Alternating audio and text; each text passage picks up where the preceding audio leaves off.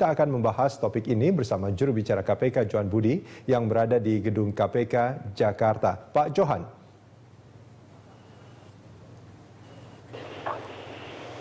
Bang Johan, ini kalau kita melihat di sidang kasus SKK Migas kemarin ada nama-nama yang disebutkan dan ini menarik sebetulnya bagi masyarakat. Bagaimana tindak lanjut dari KPK soal nama-nama yang disebut dalam BAP itu? Ya, jadi dalam proses penyidikan ya waktu itu kasus SKK Migas, informasi itu kan sudah muncul. Tentu tidak hanya sekedar pengakuan, juga dilakukan validasi kepada pihak lain. Di antaranya seperti yang tadi disampaikan berkaitan Batugana. Berkaitan dengan Pak Batugana, informasi dan Batugana kita terkait dengan SKK Migas. Cuman mungkin yang memberikan keterangan salah satu dalam soal acuan pemberian THR. Nah ini yang kemudian diklarifikasi kepada Pak Sultan Batugana, dan kemudian di dalam kasus SBM kemarin juga dilakukan pemeriksaan yang sama sebagai saksi. Tentu informasi-informasi ini oleh KPK ditelaah lebih lanjut. Apakah pengakuan-pengakuan yang disampaikan itu didukung oleh bukti-bukti yang firm atau tidak? Apakah bukti-bukti itu sudah ditemukan oleh KPK, Pak Johan? Jadi ini masih dikembangkan ya, kasus SKK Migas maupun kasus dugaan KPK dalam kaitan dengan Kementerian SDM ya, dengan tersangka WK. Karena ini kan juga pengembangan dari kasus SKK Migas. Tentu ini masih dikembangkan. Belum bisa disimpulkan bahwa yang bersangkutan terlibat atau tidak. Artinya kalau dikembangkan, ada kemungkinan memang tersangka baru akan terjadi ya? Sepanjang ada bukti-bukti yang firm ya. Sampai hari ini belum ada. Ya. Belum ada bukti-bukti yang firm kemudian disimpulkan bahwa pihak lain terlibat. Ini yang masih didalami oleh penyidik KPK. Ya, terkait pernyataan atau kesaksian sejumlah orang di pengadilan, bukankah itu juga bisa dijadikan satu fakta sidang? Iya, itu kan satu pengakuan kan, nilainya kan satu. Dan ini perlu didukung oleh bukti-bukti lain. Tidak bisa hanya karena pengakuan seseorang kemudian orang lain menjadi tersangka kan. Kan harus didukung oleh bukti-bukti bahwa pengakuan itu benar adanya. Nah inilah yang sedang dilakukan oleh KPK, sedang mendalami semua informasi baik berdasarkan pengakuan tersangka maupun dari informasi-informasi yang disampaikan oleh saksi-saksi yang lain ya. Nah, ini proses persidangan sedang berlangsung dan tentu kita tunggu sejauh mana perkembangan fakta-fakta yang muncul di dalam proses persidangan. Tapi bisa dipastikan bahwa kasus ini dikembangkan oleh KPK. Belum berhenti pada titik di mana RR sebagai tersangka yang kemudian sekarang terdakwa, kemudian Deviasi sebagai tersangka kemudian menjadi terdakwa. Ya, Pak Johan, ini kalau tadi Anda mengatakan bahwa pengakuan itu menjadi fakta persidangan, tapi itu harus didukung oleh bukti-bukti. Ada beberapa nama sebetulnya yang disebut di sana. Ada nama selain Pak Sultan Batugana yang sudah sering disebutkan. Ada juga nama-nama lain di sana. Ada nama Ibas, ada nama Denny Kaimana temannya Ibas, ada nama Johnny Allen Marbun, ada juga dari Golkar disebutkan di sana. Apakah pemeriksaan terhadap mereka juga sudah dilakukan, Pak Johan? Jadi pengakuan yang disampaikan di dalam proses persidangan itu kan nilainya seperti apa ya? Tidak semua pengakuan. Maksudnya gini, semua pengakuan dalam konteks apa gitu. Kalau misalnya pengakuan hanya ketemu ya, itu masa langsung disimpulkan orang itu terlibat. Makanya nilai pengakuannya seperti apa? Karena itu kan yang kita sampaikan bahwa pengakuan-pengakuan itu kan harus didukung oleh fakta-fakta, bukti-bukti dan yang kemudian bisa disimpulkan bahwa pengakuan itu benar. Nah, pengakuan yang benar itu pengakuan yang seperti apa? Seperti Anda tadi sampaikan nama-nama lain, yaitu mengaku apakah ada pengakuan dia menerima atau pengakuan apa gitu. Kan tidak bisa kalau muncul pengakuan, ada pengakuannya seperti apa gitu. Nah, tentu itu akan didalami oleh penyidik KPK. Oke, baik Pak Johan, ini melalui sambungan telepon juga bersambung bersama kita Rusdi Abu Bakar, kuasa hukum dari Rudy Rubiandini. Pak Rusdi? Ya, halo. Ya, Pak Rusdi ini bergabung sama kita juga juru bicara KPK. Pak Rusdi, ini kalau kita bicara soal pengakuan Rudy Rubiandini, ini banyak sekali nama yang disebut oleh Pak Rudy Rubiandini. Apa yang ingin disampaikan oleh Pak Rudy sebetulnya, Pak Rusdi? Iya, sebenarnya nama-nama itu kan pembicaraan waktu ada tapping antara Pak Rudy. Contohnya misalnya tapping telepon antara Pak Rudy dengan saudara Gerald. Ya. Dan itu kan nggak bisa dihilangkan karena itu faktanya jelas. Dia bicara pada saat itu karena pada saat rapat di Banggar, di rapat di Banggar itu ada Pak Joni Allen yang bilang ke beliau bahwasanya itu ada kewajiban dari manajemen lama, dan dia bingung waktu itu. Dia tanya kepada Gerald, dia telepon Gerald yang bisa dihubungi waktu itu Gerald, dia telepon, kemudian saudara Gerald ini itu menyarankan sesuatu yang dia bilang ditawar aja 500.000. Itu yang saya tanya kemarin di pengadilan. Kenapa saudara bisa menyarankan seperti ini? Pak kepala ini kan baru di situ, dia nggak ngerti masalah. Ya. Tetapi itu dijawab lain sama Gerald. Nanti minggu depan kan akan diteruskan juga. Nanti kita lihatlah tappingnya dibuka. Saya sarankan KPK juga buka tappingnya pembicaraan itu supaya jelas semuanya gitu loh Pak. Baik. Baik Pak Rusdi, kita akan sambung dialog kita, Pak Johan, kita akan sambung di segmen berikut. Masih bersama Rusdi Abu Bakar. Pak Rusdi, ini kalau kita bicara soal pengakuan Pak Rudy Rubiandini, ada pertemuan antara dia, kemudian Yohanes Wijanarko yang saat ini menjadi Kepala SKK Migas dengan Zainuddin Amali di Hotel Indonesia. Nah, apa yang terjadi dalam pertemuan itu sebetulnya Pak Rusdi, menurut pengakuan Rudy Rubiandini? Iya, di dalam pengakuan Rudy Rubiandini itu kan memang kemarin juga kita elaborate juga di dalam ditanyakan sama Pak Rudy kepada Pak Yohanes Wijanarko ya. Itu di saat awal-awal dia menjabat sebagai SKK Migas. Itu dia bertiga ketemu di Hotel Indonesia kalau saya nggak salah kemarin. Di Hotel Indonesia itu ya. Jadi siapa yang menginisiasi pertemuan, Pak? Bagaimana? Siapa yang menginisiasi pertemuan, yang mengawali akan ada pertemuan itu? Siapa yang pertama kali?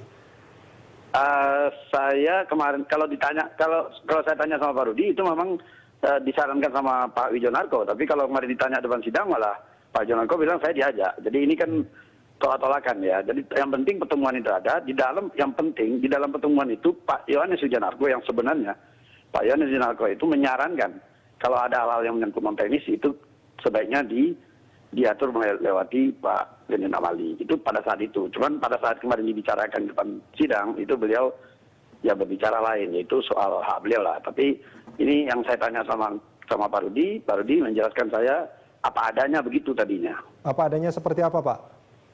Ya di dalam pertemuan itu Pak Yohanes Wijanarko itu menyarankan kalau menyangkut koordinasi non teknis itu lewat Komisi 7. Apa yang dimaksud dengan koordinasi non teknis Pak Rusdi? Kenapa? Yang dipahami oleh Pak Rudy Rubiandini dengan koordinasi non teknis itu apa? Non teknis ya saya tidak mengalami lebih jauh, tapi koordinasi untuk mempelajari koordinasi non teknis itu dengan Komisi 7 sebaiknya lewat Pak Zainuddin Amali. Itu saran daripada Yohanes Wijanarko. Itu kalau saya tanya sama Pak Rudy. Apakah ada koordinasi non teknis di SKK Migas, Pak? Sebenarnya sih kan koordinasi biasa aja, cuman disarankan seperti itu ya kalau kita memahami berarti kalau ada hal-hal sifat non teknis itu dibicarakan dengan Pak Zainuddin Amali. Itu sarannya Pak Yohanes. Ya, baik. Nah, kalau menurut pengakuan Anda ini, artinya sebetulnya Pak Gerard dan juga Pak Wijanarko ini orang yang sebetulnya menyarankan apa yang harus dilakukan oleh Rudy Rubiandini sehingga dia menjadi tersangka. Iya, makanya betul. Kemarin kan saya tanya juga sama saudara Gerard, kenapa saudara menyarankan kepada pimpinan saudara itu untuk ada kewajiban 1 juta, tawar aja 500 dan bayar aja 3 kali atau tunda 1 bulan. Kenapa saudara sarankan seperti itu, padahal belum tentu itu kewajiban yang harus diselesaikan. Tapi pertanyaannya terus terang saya nggak puas, makanya hal ini belum terungkap sepenuhnya. Yang kedua ada lagi saran beliau untuk mempertemukan peserta tender. Ngapain Kepala KSK Migas disarankan untuk bertemu dengan peserta tender? Yang notabene kan itu sebenarnya itu nggak lazim dilakukan, tapi disarankan untuk ketemu. Tapi beliau mau, kalau nggak salah saya kemarin jawabannya di depan sidang, itu adalah untuk menjaga supaya tidak timbul konflik. Apanya yang kayak begituan kan itu harus dielaborit yang lebih detail gitu. Kenapa gitu? Pak Rudi ini orang yang baru itu diarah-arahkan ke kiri ke kanan, kesan saya seperti itu. Pak Rusdi, ya Pak Rusdi ini sudah bergabung bersama kita kembali, juru bicara KPK Johan Budi. Bang Johan, ini kalau kita bicara dari pengakuan Pak Rudi Rubiandini, apa yang kami tangkap adalah sebetulnya apa yang dilakukan oleh Rudi Rubiandini awalnya adalah disarankan oleh pejabat di SKK Migas. Dengan Gerard misalnya, dengan Pak Wijanarko misalnya, apakah ini juga menjadi satu sinyal yang ditangkap oleh KPK?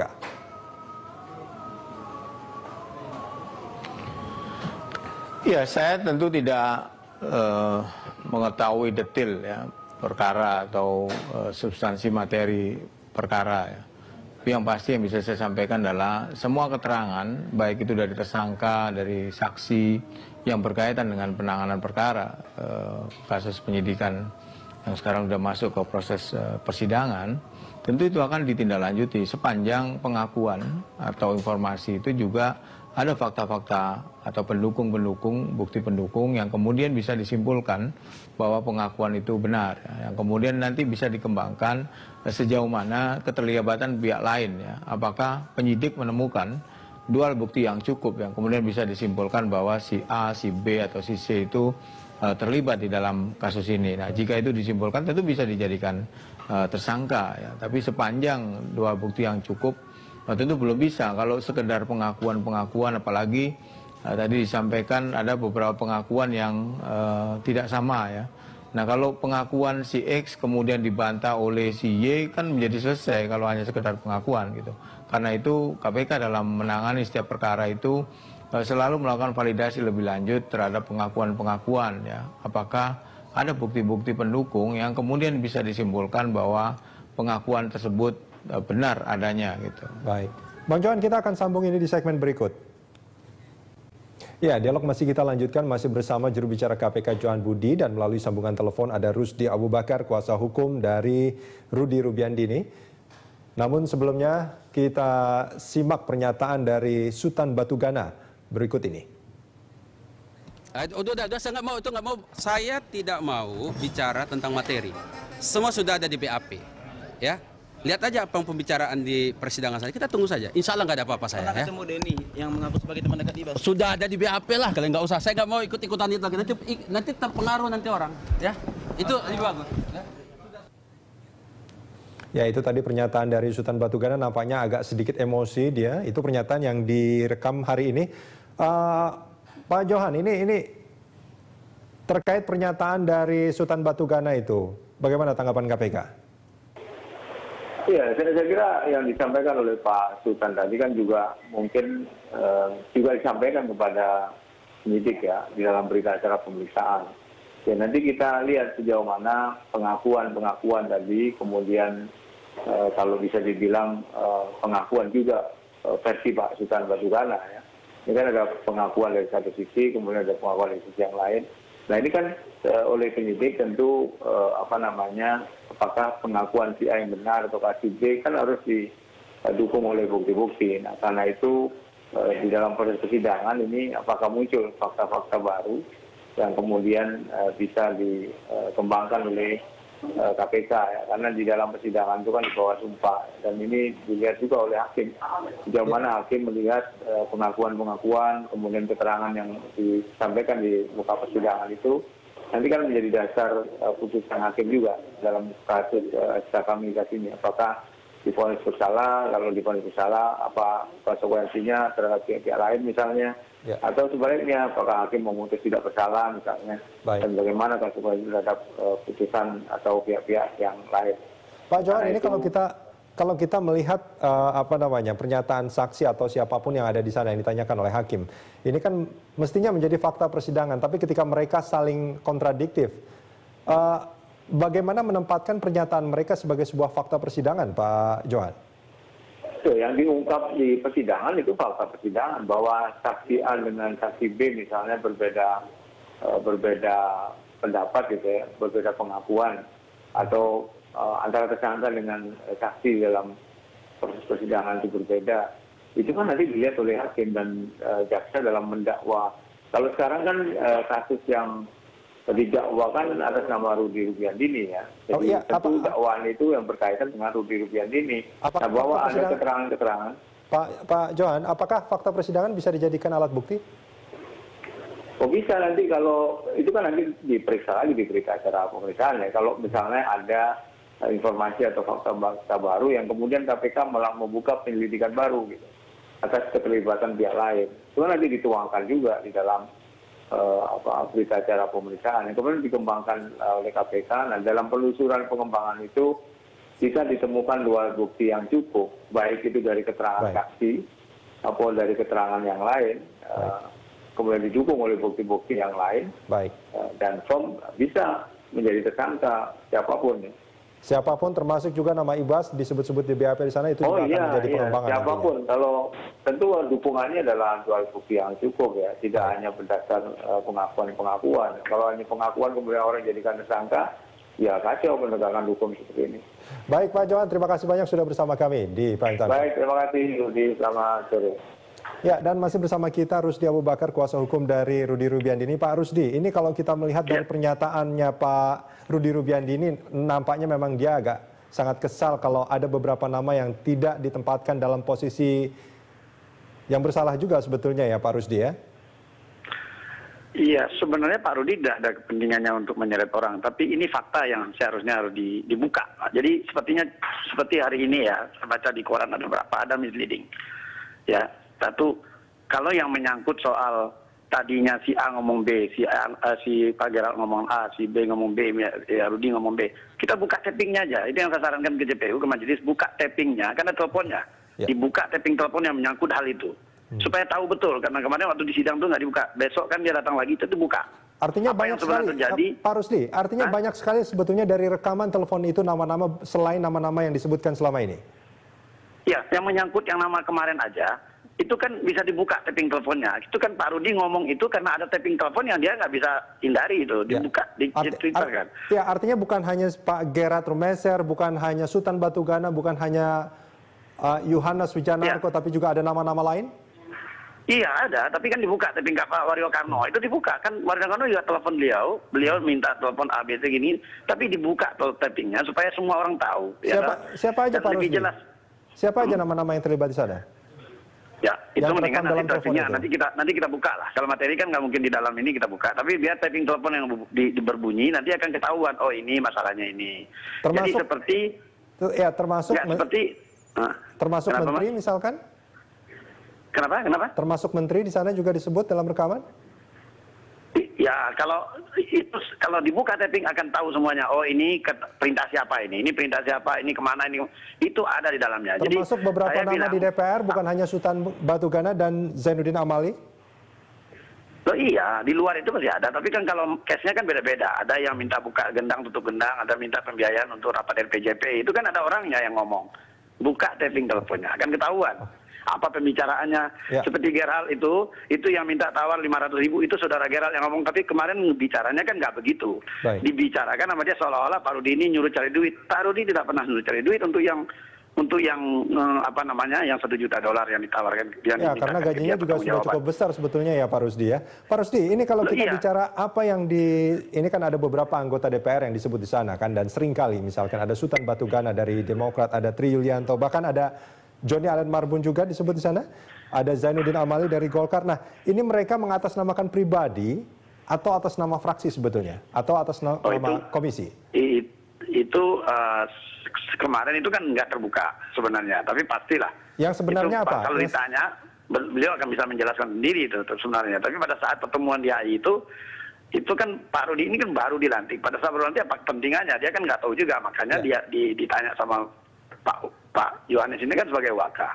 Yang sebenarnya atas nama apa sebetulnya Pak Rusdi? Kenapa? Yang sebenarnya atas nama apa sebetulnya? Pak Rudy pernah mengatakan pada Pak Rusdi?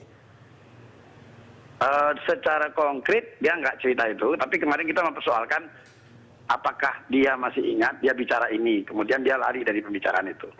Karena itu penting dibuka gitu loh. Karena pada saat dari bulan Februari sampai Juni, Pak Rudy ini menghindar dari seluruh persoalan gratifikasi, tapi di bulan Juni dia nggak bisa lagi menahan karena banyak tekanan yang didapat ini mau kita buka. Faktanya kenapa ini terjadi, kenapa itu kan harus dibuka supaya jelas lokusnya ini jelas. Peristiwa hukum yang terjadi ini harus dibongkar semua gitu. Ya, karena kalau misalkan disembunyikan yang kecil-kecil, mungkin yang kecil-kecil itu yang menjadi kunci dari semua kejelasan ini kan?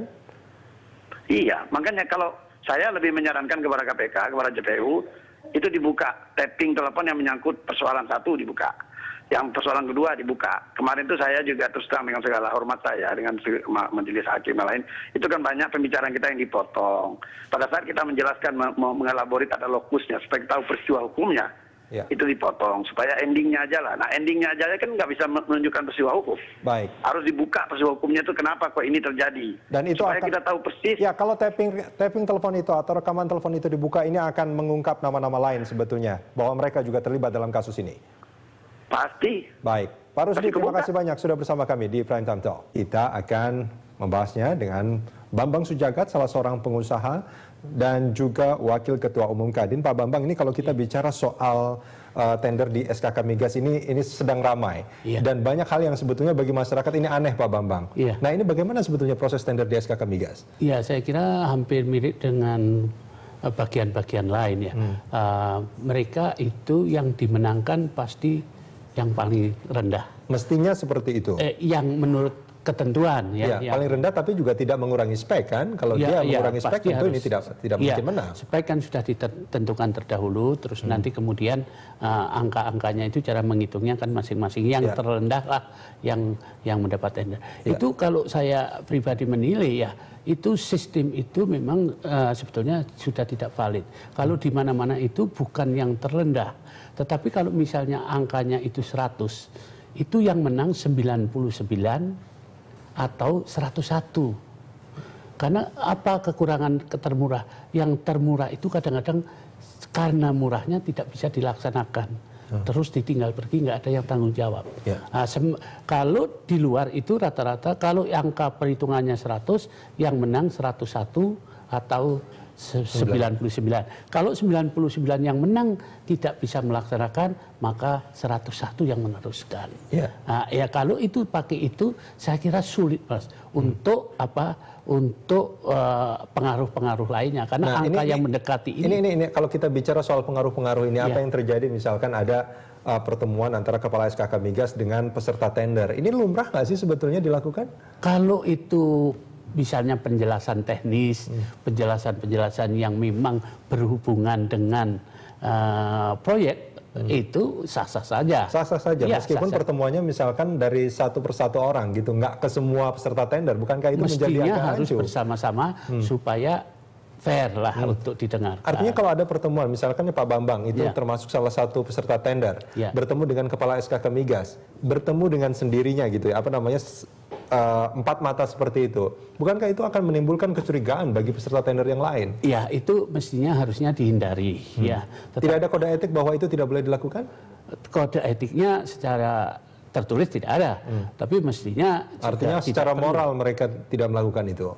Iya, mestinya secara etis ya, itu tapi kan tergantung tinggal kepentingan. Kalau itu memang kepentingannya itu memang sesuai dengan kebutuhan dalam arti mungkin orang mau menanyakan ini apa sih ya, itu wajar saja. Tetapi kalau sudah berkembang ke masalah kemenangan tender, ya itu tidak wajar mestinya. Bukankah sebetulnya kalau kita bicara soal kepentingan dan kebutuhan, semua peserta tender akan mempunyai kepentingan dan kebutuhan yang sama terkait tender? Iya. Makanya di situ ada tim, di tender itu ada tim seleksi untuk kemenangan, sehingga sebetulnya ya masih sulit juga kalau orang itu hanya menggantungkan kepalanya, karena itu akan dibahas dengan tim, Mas. Bukan satu-satunya kepala SKK Migas itu. Artinya nggak perlu juga ketemu sama kepala SKK Migas untuk meminta apa misalkan ini sekedar informasi kan? Iya, kalau sekedar informasi ada tim kan gitu. Ya kalau yang lain-lain kan ya kepentingan. Kalau ketemu dengan kepala SKK misalkan itu akan menjadi aneh menurut Anda?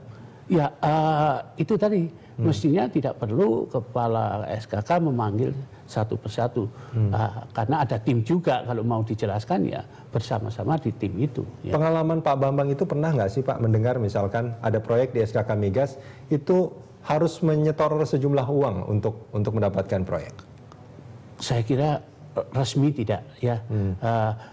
Kalau tidak resmi saya tidak tahu. Tapi pernah mendengar? Ya itu tidak hanya rumor, memang terjadi juga gitu. Baik, Pak Bambang. Tetapi sebetulnya kalau yang harus dibayar resmi itu diumumkan oleh panitia. Baik, gitu. Pak Bambang, kita akan bahas ini di segmen berikut. Ya. Masih bersama Pak Bambang Sujagat. Pak Bambang, ini selain ada apa namanya yang disebut tadi ada biaya tidak resmi seperti itu, Pak Bambang, yang ada juga kalau kita melihat dari pernyataan-pernyataan itu ada SMS minta dikawal misalkan tendernya ini apa namanya perusahaannya. Itu kan sebetulnya bahasa halus bagi sebagian orang, bahasa halus tolong itu dimenangkan. Apa Pak Bambang juga? Dikawal artinya ya kalau bisa perusahaan itu sampai menang kan gitu. Tapi ya tergantung yang ngawal dan tergantung perusahaan itu. Kalau misalnya dia tidak yang termurah atau secara teknis tidak bisa memenuhi, ya sangat riskan bagi yang memenangkan kan begitu. Dan ini memang tidak ada kode etik, artinya bahwa peserta tender itu dilarang berhubungan misalkan dengan penentu kemenangan tender gitu. Ya, yang itu tidak ada kode etik sebetulnya seperti itu ya. Penentu itu kan tim, Mas. Nah, kalau tim dipengaruhi seseorang ya saya tidak tahu ya. Tetapi sebetulnya tim itu yang memenangkan. Bentuk SMS seperti itu apakah akan mempengaruhi? Tergantung SMS dari siapa ke siapa. Kalau misalkan dari peserta tender, yang juga misalkan pejabat negara, seorang ketua komisi di DPR misalkan, apakah itu akan mempengaruhi? Tergantung hubungan antara ketua si pemilik tender ini, ketuanya ya kalau di SKK Migas ya ketua SKK Migas. Kepala SKK Migas. Karena itu juga kalau terjadi dan terbongkar pasti harus menjadi tanggung jawab kan gitu.